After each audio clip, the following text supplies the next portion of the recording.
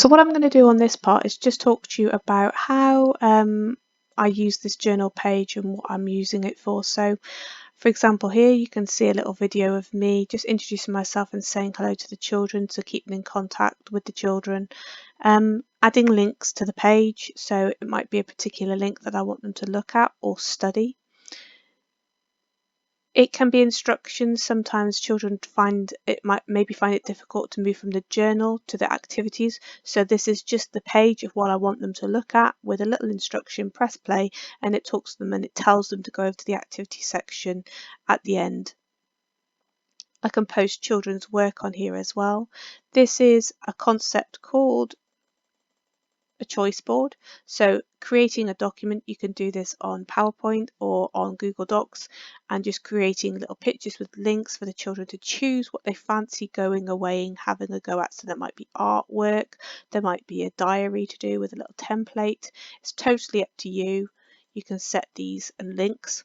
I've also created little documents. So for example, this was a PDF that I thought was important, so it means that the children get to do little activities. They can do one activity a day, just to recap on language, or this is obviously for early years, CVC words that I want them to look at. This is just an activity that I created where the children had to go into the garden. I took a picture and I just put key questions on the side here that can be read out. Do you know what a mini beast is? Go into your garden, look in some of these habitats. If they have got them, what can you find? But put alternatives on there. So if they don't have a garden but they have a yard, you can say, go into your yard and uncover this, or looking here.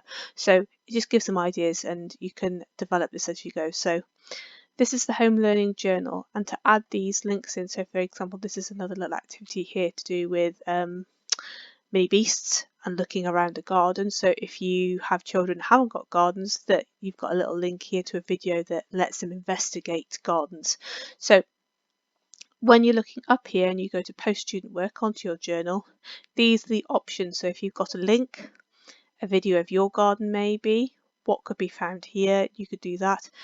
A drawing page, you could ask them to have a go at drawing their own mini beast, a photograph, and this area here allows you to upload any documents that you want to support that piece of work.